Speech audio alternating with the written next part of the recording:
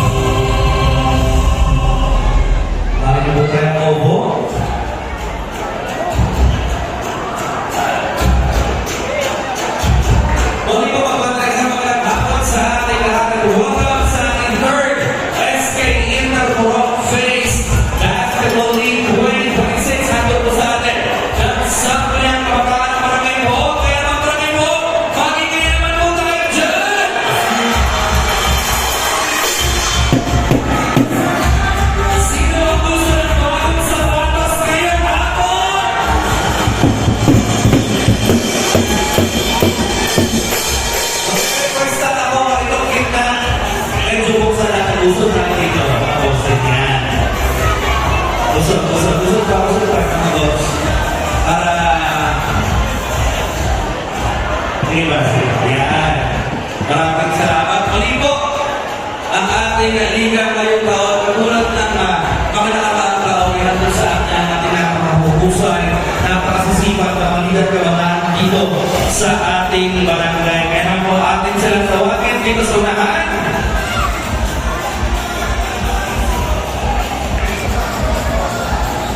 Palakpakan po natin SK Secretary Lincoln Miel Baganas.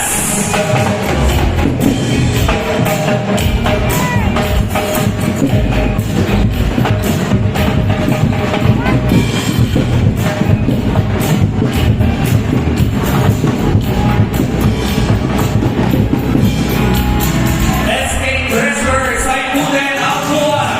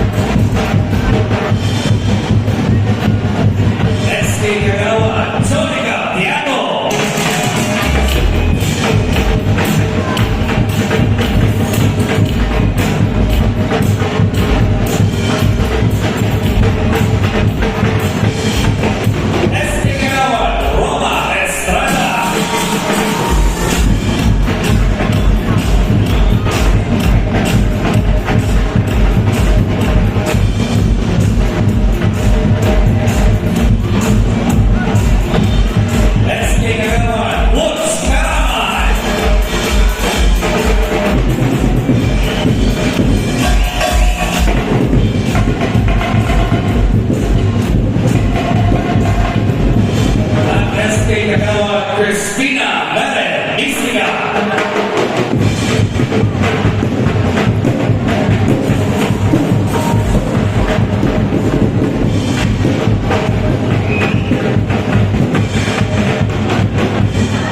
At ang ating sambayang kabataan ay pinangunahan ng ating masipag at mahusay na SK Chairwoman. Palakpakan po natin, SK Chairwoman, Ashley Cartagena Belisario.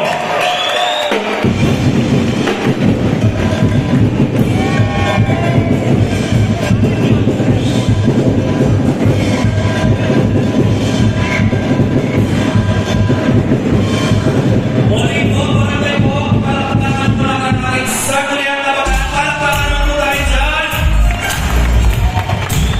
Sila po ang nagplano, nagkasikaso at naglagay ng budget para po makaroon tayo ng liga ngayong taon. Kaya naman po muli po, palakpakan natin ang ating sambayang kabataan.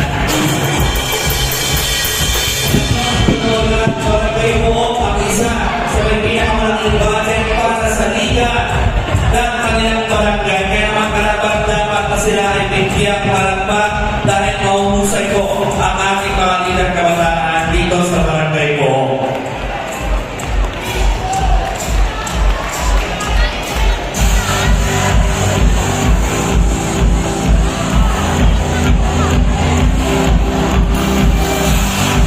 Katulad ko lang sinabi ko kanina, bukod sa ating opening liga ngayong hapon, magkakaroon tayo ng sa Timur ng Kabataan General Assembly Report ng ating sambayang kabataan ng kanilang mga naging programa at proyekto. Ito ang nakalipas na mga buwan, first part of 2026. Kaya naman, para presyon na buksan ang ating programa, guys, kung tawagin, palakpakan ulit natin SK Chairwoman Ashley Cartagena Belisario.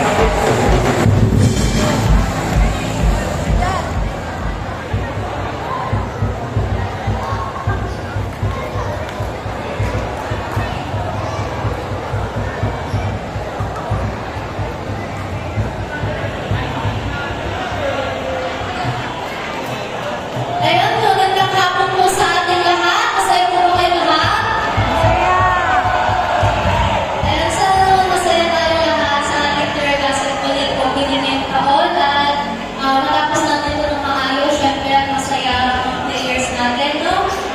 Hindi nga lang pala, papasalamat po ako sa mga ating SK Kagawad sa pagtulong po sa akin sa pagpaplano po na ligang ito. Tupati po sa ating CYDO staff, kay Ate Tina po, sa lahat po ng committee na nakiisa po sa preparation po para sa ating